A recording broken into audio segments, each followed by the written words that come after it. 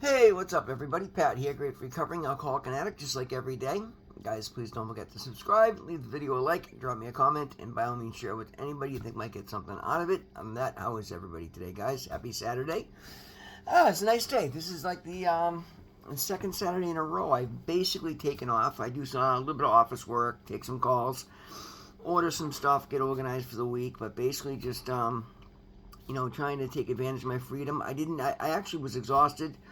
Decided I just wanted a day to relax around the house. Was doing that. I found a replacement screen protector for my phone. I was thrilled about that. I couldn't believe how bad it had gotten. And then I was talking about the two of the girls from the meeting on Fridays keep bringing fries from Tasty Burger, which are absolutely fantastic. And I'm like, I keep meaning to get a burger. So as long as I'm chilling today, I went over and get some lunch at Tasty Burger and just doing some research, doing some step writing to meet with my sponsor tomorrow, and having a fantastic day doing pretty much nothing. Just a nice, chill, relaxing day, talking to my family. One of my brothers is heading to Florida, joking back and forth, and just one of those content days where, like, just R&R, a self-care day, I guess I could call it. Stayed in bed pretty late. I woke up early like I usually do. Realized I had nothing pressing, didn't particularly feel like going anywhere, and on my typically one day off Sundays, I get up at 6, go to the gym. So I decided to stay in bed till like 10 o'clock this morning. I felt really good. You don't have to. What's important for me today is I pay attention to my body. When I feel like I want to get out and about and enjoy my freedom, I do. And when I feel like what, I've been going hard. I haven't had a down day in months. It's time for just a relaxed day, and it feels really good. It's beautiful, guys. And the reason I'm able to do these things today is because, just like I just said, I pay attention to my body. I don't worry about what other people are doing. I don't worry about where other people are at. I try not to compare myself with anybody else, because comparison in that way is the thief of joy. There's always going to be somebody that's just doing better than you, who's got a different situation, and then if you compare yourself to somebody that's up and coming, and that way you give yourself an inflated ego about yourself, it's false.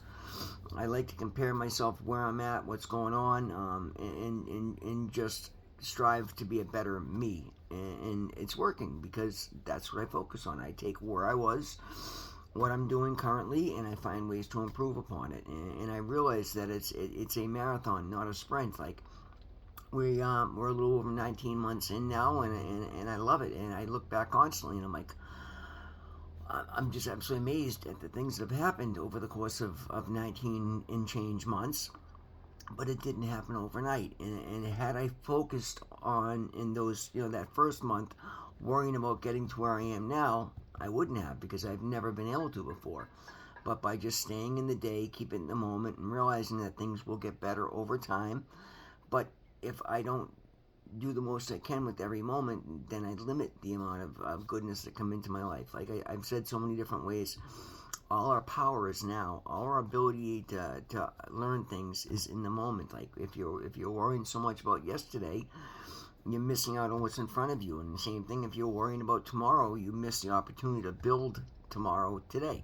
So, and understand that all good things take time. I mean, there's always that one exception. Somebody just won $1 billion lottery out in Illinois earlier the week. That's the absolute exception to the rule. For me, it's been slowly building, and again, I keep it really a go pace. So when I can stop and just take a day off and relax, it feels really good. So the Just for Today NA meditation is going to be the reading today, guys, and it's titled Overtime, Not Overnight, which is exactly how we recover. We found that we do not recover physically, mentally, or spiritually overnight. Have you ever attended a recovery celebration with the feeling that you should be further along than you are? Maybe in the early days, not so much today. Maybe you've listened to newcomers sharing in meetings, members with much less clean time, and thought, but I'm just beginning to understand what they're talking about. Well, again, everybody's different. It's odd that we should come into recovery thinking that we would feel wonderful right away or no longer have difficulty handling life's twists and turns. We expect our physical problems to correct themselves, our thinking to become rational, and a fully developed spiritual life to manifest itself overnight. We forget that we spent years abusing our bodies, numbing our minds, and suppressing our awareness of a higher power. We cannot undo that damage in a day. We can, however, apply the next step, go to the next meeting, help the next newcomer, and do the next right thing. We can heal and recover bit by bit, not overnight, but absolutely over time. And the affirmation is just for today. My body will heal a little, my mind will become a little clearer, and my relationship with my higher power will strengthen. And that's absolutely true, so long as you keep it in the moment, guys. And that's the thing. And I know it's not easy to do.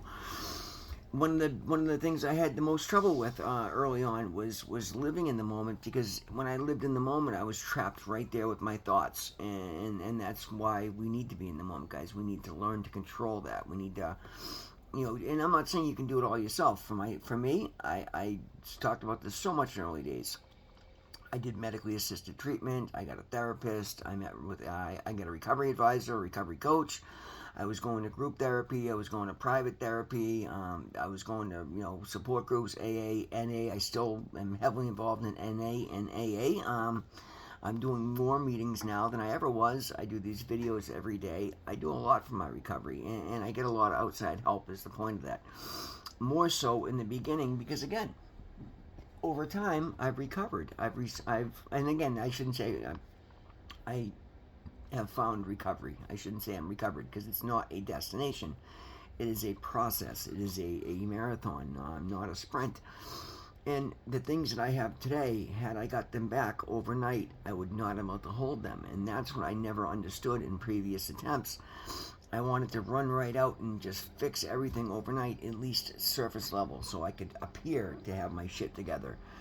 Knowing full well I didn't have my shit together, and I had no idea what I was doing, and therefore I couldn't sustain anything. And as soon as things had to get the littlest bit rocky, I would run right back to drugs, because I didn't know how to handle things. And that's true of a lot of people, which is why it is a progressive treatment to a progressive disease. And no matter where you get off the roller coaster, good for you. Something that came up in the meeting last night. There was a guy, my buddy Anthony, celebrating 3 years. Absolutely amazing, great guy. And he was talking about how he's like, in the early days, I questioned whether I was an addict, because I didn't have all of the war stories and the crazy situations happen. And I made it a point to speak when I had a chance, and I'm like, everything you spoke about, what you did feel, and the reasons you came into addiction are the same things I identify with. Our stories are drastically different, because I was out there for 30 years. But let me assure you, you were on the path. Had you stayed out there, you would have found all the jackpots. You would have caused all the chaos that I went through. So don't ever look at yourself like you didn't, you're not a qualified addict because you didn't make a mess of, your life in other ways. Be proud of the fact that you didn't hurt people. You didn't hurt yourself. Be proud of the fact that you had the foresight to come into recovery before you had to. And my point of that is, every one of our paths are different. So don't compare yourself with other people, because again, he was doing that, and it made him question whether he even had the right to be in the meetings. And now, boom, here he is 3 years later. It was a packed house last night. His father was there. His mom, stepmother was there. Like, friends, family, his boss, his friends.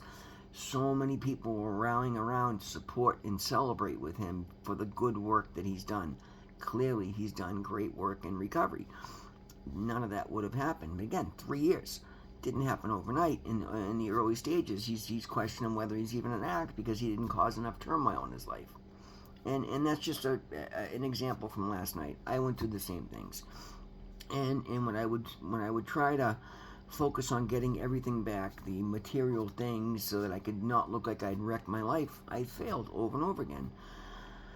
I'm doing well today because I show up every day, not making demands, not thinking I have all the answers. I've really been really good about opening my mind, becoming willing, and understanding that I needed help, because I've tried it every other which way. It was always on my terms. It was always putting everything on my shoulder, and wanting to prove that I had I'm the one human being in the world that had the exceptional strength to carry the world and to beat addiction, and I was wrong. I was absolutely wrong. I failed miserably every single time because of it. So don't ever think that you can't benefit from somebody else's help. And by the same token, don't ever think that somebody else can't benefit from your story.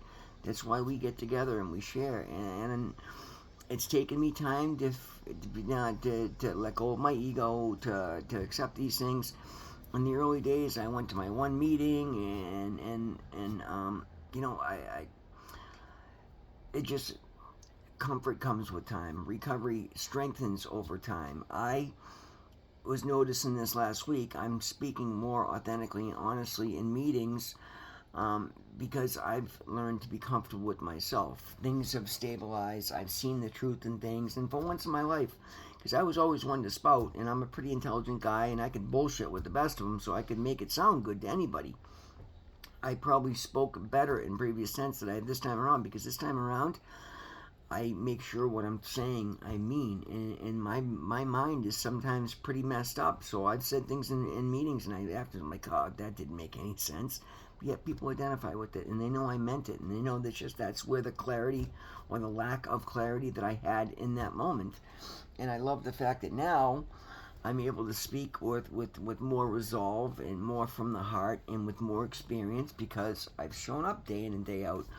And like I said it from day one, stick around in a year, my life's going to look so much better. Boom. Oh, now we're 19 months in, my life looks so much better.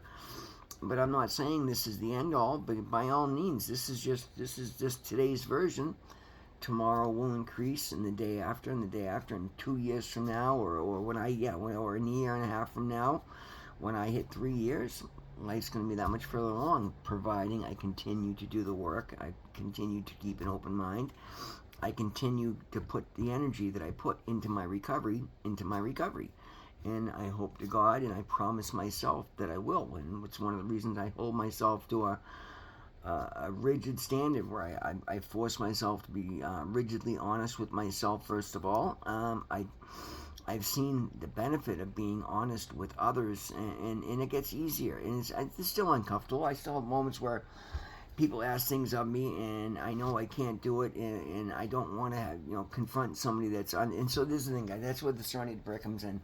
Certain people I have to accept just aren't going to change, but I have to make a decision in that. Do I remove myself from it? And again, it keeps coming back to this one person that just keeps trying to throw the fishing line in, trying to hook me and pull me back, just because he sees the success that I'm having and wants to ride my coattails like he's done so many other people. Not that I'm special. That's just what he does. And because I'm tied to him by other people, and I know his family, and it's hard for me, and I've tried to do it diplomatically. I've tried offering the olive branch. I've tried having talks with him, but he's just one of those people where he thinks he can out-manipulate anybody. He's manipulating himself to the point that he believes his own victimhood, and I can't blame him from that, because I was there myself. But I can continue to show it to him, and I have to keep a hard... It's constant work for me. I have to evolve my boundaries constantly, because there's a fine line between trying to be there for somebody and enabling somebody, or putting myself into a dangerous situation. And I have finally built a life that I'm willing to fight for, and I don't want to do it in a confrontational way. I don't want to call out somebody else's bullshit and make them feel bad about themselves. But if he continues to bring it to me expecting me to co-sign some bullshit, or backdoor his way into getting me to do his dirty work for him, then I have no choice. And I've done it as kindly and softly as I can, and yet he keeps coming. So I and I bring it up because, guys, this is part of my inventory. When I say it on video, it forces me to do it, and I'm convincing myself that, listen, I'm going to have to just put it in blatant terms that are going to make him very unhappy, and then he's not going to call me for another 6 months or a year, or if something happens and he decides to get clean, and I don't see that happen. So boom, see, by whatever means necessary, guys, this is a progression of recovery. Now, in the early days, I'll throw it out there. In the early days, this is somebody I was working for, and when I quit my job, I knew I had to leave there. So I gave my notice, but I didn't have the courage, the conviction. I didn't have the strength to just say, no, I just can't do this. I told him I was going to go back to school for recovery, like I by whatever means necessary. And yes, I told a little white lie, and then boom, now he knows I'm owning my own business. And then it was just, when we try to be as honest, we strive to be as honest as we can. But if you're in a situation where you're leaving a bad situation, you do so by whatever means necessary. And that little, what I did was to not to separate myself from a dangerous situation, so I don't feel bad for that. And I was going to school. I was taking night classes at Harvard, so I wasn't lying about it. But I had every intention to walk away and start on my own. But had I done that in the time, this guy, some people, you got to be careful. This is somebody who would have tried to sabotage me at every point, and I just wanted the best fresh start I could get. I'm not trying to sabotage him. So I said what I had to say to get away from it, because again, at the end of the day, I prayed on it. I talked to God, and I'm like, I don't want the confrontation. I'm not trying to get in a pissing contest. I'm already being looked at like I think I'm better because I'm leaving. No, I'm leaving because it's a dangerous place and I can't be there anymore. I'm not, I can't make you change your behaviors, and I've had talks with you and you won't, so I have to remove myself from it. And sometimes that's the best thing we can do for somebody else. But again, we've gone off topic. Guys, don't compare yourself with other people. Don't worry about if somebody else is progressing faster than you. You don't know what's going on with everybody all the time. All you got to do, and again, the only joy comparison is ever going to give you is if you compare yourself to yourself, where you were to where you are to where you're going, if you're moving forward and you're working a program. And then that's a great equation, and it's the only one that's going to do you any benefit, because it shows you where you're lacking, where your strengths are, where you want to work on, and what you can lean on. And I've done that, and I've been talking about it from day one, and I see the fruits of it in my life every day, and I'm honored for it. Doesn't make me better than anybody else, just means for me, I've reached the best of me I've ever seen, and I know there's so much more to go, so I'm thrilled for that. Guys, it's Saturday. We're going to leave it at a shorter video. We'll leave it at that. Just remember, guys, show up every day. Do your meetings. Do your diligence. Pray, meditate, work your program. Things will get better. You can't control the time frame. It's God's time frame. It's your higher power's time frame. Be faithful, and if you want to speed things up, just work a little harder, but don't demand the results. And remind your higher power that you're being trusting. God, and I said it so much in the early days, God, I know you're bringing me somewhere. If you give me a nudge, if I realize I have to do something, even if it makes no sense to me, I'm going to do it. That is called a leap of blind faith. And when you take leaps of blind faith in good directions, good things happen to you, and you progress to recovery. But you can only do it one day at a time. Somebody said something really smart last night that I really liked. The world's record for recovery is 24 hours in one day. So strive to make the most of your 24 hours today, and then repeat it again tomorrow. And before you realize what's happened, because you're just focusing on the moment and you're dealing with life on life's terms, and you're making good decisions, before you know it, a chunk of time will go by and you'll be in a whole new situation, and you'll be proud of yourself, and you'll be heading in the right direction, and family will start to see what you're doing. But again, don't demand that I wiped my own ass parade, as I was talking about it so much in the early days. And that's what I mean by when we come into recovery and we're like, oh, I've stayed clean for 2 weeks, you should trust me fully and give me the keys to the castle back. Guys, if you're anything like me, I was out there running amok for 30 years, and in 3 or 4 different times I'd come in and give everybody all the hope in the world that I was going to do the right thing, and then disappear off the face of the earth and end up right back in the same situations. This time I didn't come in and promise it. I'm like, guys, I know I failed over and over again.